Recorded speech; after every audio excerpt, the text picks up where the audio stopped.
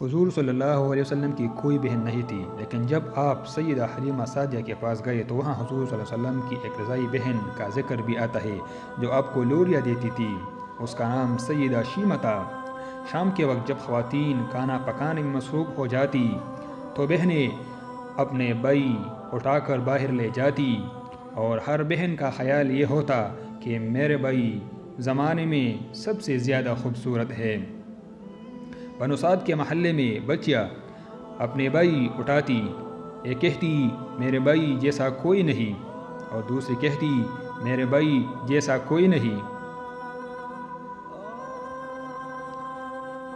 اتنے میں سیدہ شیمہ اپنے بھائی سیدنا محمد صلی اللہ علیہ وسلم اٹھا کے لے آتی اور دور سے کہتی میرا بھائی بھی آ گیا ہے، تو سب کے سر جھک جاتی اور سب کہتی نہیں نہیں، تیرے بھائی کا مقابلہ کوئی نہیں کر سکتا، ہم تو آپس کی باتیں کر رہے ہیں۔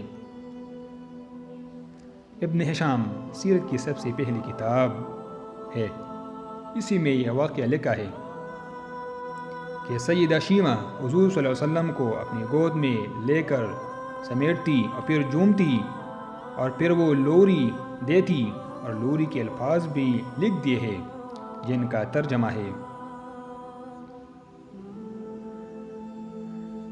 اے ہمارے رب، میرے بھائی محمد کو سلامت رکھنا، آج یہ پالنے میں بچوں کا سردار ہے، کل وہ جوانوں کا بھی سردار ہوگا۔ اور پھر جھوم جاتی۔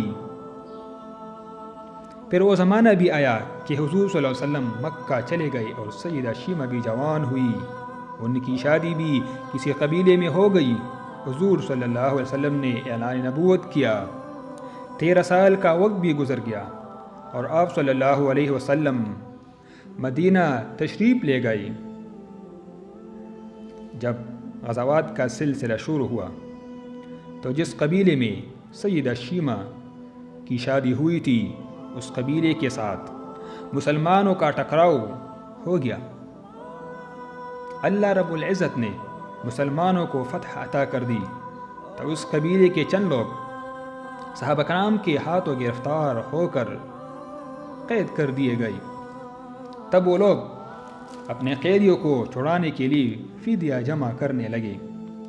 قبیلے کے سردار بھی گھر گھر جا کر رقم جمع کر رہے تھے۔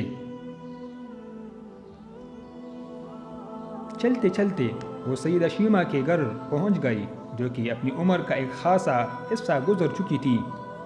کہنے لگے کہ اتنا حصہ آپ کا بھی آتا ہے۔ سیدہ شیمہ نے کہا حصہ کس لیے؟ لوگوں نے کہا جو لڑائی ہوئی ہے اور اس میں ہمارے آدمی گرفتار ہو چکے ہیں۔ باتیں کرتے کرتے کسی کے لبوں پر محمد صلی اللہ علیہ وسلم کا نام بھی آ گیا تو سیدہ شیمہ سن کر کہنے لگی اچھا تو کیا انہوں نے تمہارے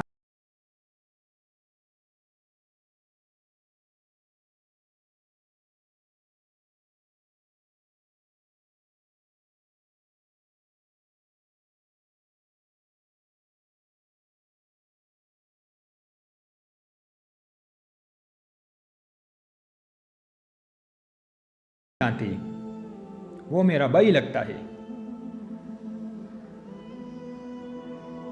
قبیلے کے سردار کے ساتھ جب سیدہ شیمہ حضور صلی اللہ علیہ وسلم کے نوری خیموں کی طرف جا رہی تھی اور صحابہ کرام ننگی تلواروں سے پہرا دے رہے تھے، وہ مدنی دوڑتا سیدہ شیمہ قوم کے سرداروں کے ساتھ جب آگے بڑھنے لگی تو صحابہ کرام نے تلواریں سونتی اور پکارا او دیہاتی عورت رک جا، دیکھتی نہیں آگے گوش رسول صلی اللہ علیہ وسلم ہے، آگے بغیر اذان کے جبریل بھی نہیں جا سکتے، تم کون ہو؟ سیدہ شیمہ نے جواب میں جو الفاظ کہے ان کا اردو ترجمہ یہ ہے میری راہیں چھوڑ دو، تم نہیں جانتے میں تمہارے نبی صلی اللہ علیہ وسلم کی بہن لگتی ہوں۔ تلواریں جھک گئی، آنکھوں پر پلکوں کی چلمنے آ گئی، رستہ چھوڑ دیا گیا۔ سیدہ شیمہ حضور صلی اللہ علیہ وسلم کے خیمہ نوری میں داخل ہو گئی تو حضور پاک صلی اللہ علیہ وسلم نے دیکھا اور پہچان گئی، فوراً اٹھ کھڑے ہوئے فرمایا بہن کیسے آنا ہوا؟ کہا آپ صلی اللہ علیہ وسلم کے لوگوں نے ہمارے کچھ بندے پکڑ لیے ہیں، ان کو چھڑانے آئی ہوں۔ حضور صلی اللہ علیہ وسلم نے فرمایا بہن تم نے زحمت گوارا کیوں کی؟ پیغام بیچ دیتی، میں چھوڑ دیتا، لیکن تم آ گئی، اچھا ہوا ملاقات ہو گئی۔ پھر حضور صلی اللہ علیہ وسلم نے قیدیوں کو چھوڑنے کا اعلان کیا۔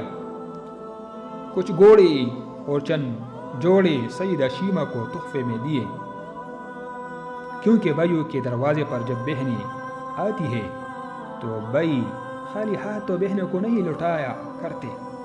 حضور صلی اللہ علیہ وسلم نے بہت کچھ عطا کیا اور رخصت کرنے خیمے سے باہر تشریف لے آئے تو صحابہ کرام کی جماعت منتظر تھی۔